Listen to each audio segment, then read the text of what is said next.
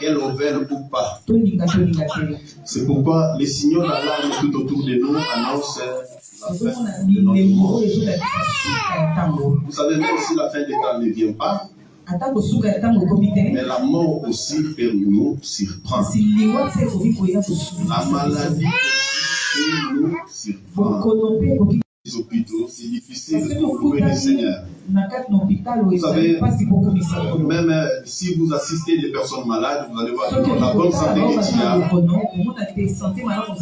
c'est la grâce de Dieu. Nous sommes les fruits de sa miséricorde. Nous sommes les fruits de sa compassion. On ne mérite rien, mais nous sommes appelés à glorifier le Seigneur. Je dis dimanche dernier, pendant ces derniers temps, l'Éternel nous parle. Ce n'est pas une habitude, mais ce sont des avertissements que le Seigneur donne à son Église. Il n'y a pas seulement moi qui ai reçu ces messages, mais certaines personnes aussi dans le monde entier, ils ont reçu des messages. Il y a aussi dans notre église certaines personnes aussi qui ont reçu pas mal de messages sur l'enlèvement de l'église. L'enlèvement de l'église peut se faire d'un moment à l'autre, peut se faire aussi imminent. C'est pourquoi j'avais dit dimanche dernier, ce qui compte, c'est d'être prêt et de bien regarder. Il faut que tu sois prêt et bien regarder. La Bible nous parle des événements qui précéderont le retour de Jésus. Et parmi les événements qui précéderont le retour de Christ, la Bible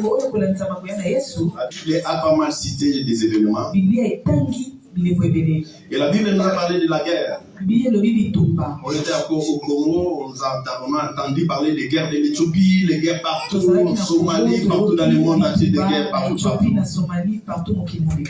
Nous avons vu aussi la guerre de l'Irak, l'Iran-Irak, partout dans le monde entier, des nations contre une nation, et des royaumes qui s'élèveront aussi contre un autre royaume.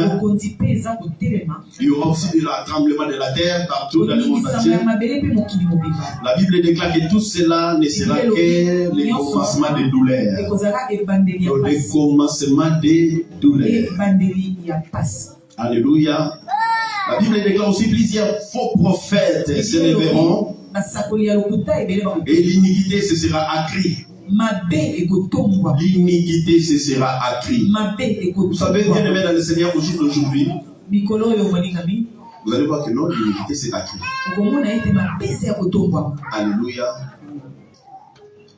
Tu vas remarquer même dans ta vie aussi, si cela n'est jamais arrivé, peut-être que quelqu'un d'autre aussi, quelqu'un peut te haïr.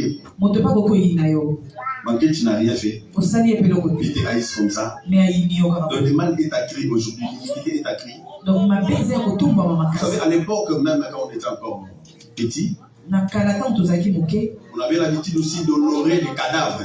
Mais au jour d'aujourd'hui, vous allez voir que non, l'iniquité s'est accrue. Et les gens se moquent même des morts. Alléluia. À l'époque, quand on grandissait, la maman de mon ami, c'est ma maman. Le père de mon ami, c'est mon père. Mais aujourd'hui, vous allez voir que non, si tu fais une remarque à un enfant, il va te dire non, l'iniquité, c'est accrue. Nous avons quelqu'un qui souffre. Mais les autres se moquent de lui. Au lieu de soutenir la personne, au lieu de prier pour la personne, mais les gens se moquent même de la personne. C'est pourquoi la Bible déclare que la charité du homme se refroidira. Mais celui qui persévérera sera sauvé. Vous savez, malgré l'iniquité qui a gagné l'espace aujourd'hui, moi je peux dire que non, la grâce de Dieu est là. Alléluia. L'iniquité s'est accrue, Mais nous qui sommes les bénéficiaires de la grâce de Dieu, on peut dominer sur l'humilité. Pourquoi? Parce qu'il y a le Saint-Esprit. Non, je vais rappeler une personne cet après-midi. Vous savez, quand la grâce de Dieu, quand la faveur de l'Éternel va se retirer, toutes les protections aussi vont disparaître. Nous devons faire attention. Vous savez, aujourd'hui, nous bénéficions de ce nom de Jésus. Même pendant que nous sommes livrés au profond sommeil, quand tu fais des mauvais rêves, des fois tu veux prier, tu veux faire sortir ce nom de Jésus.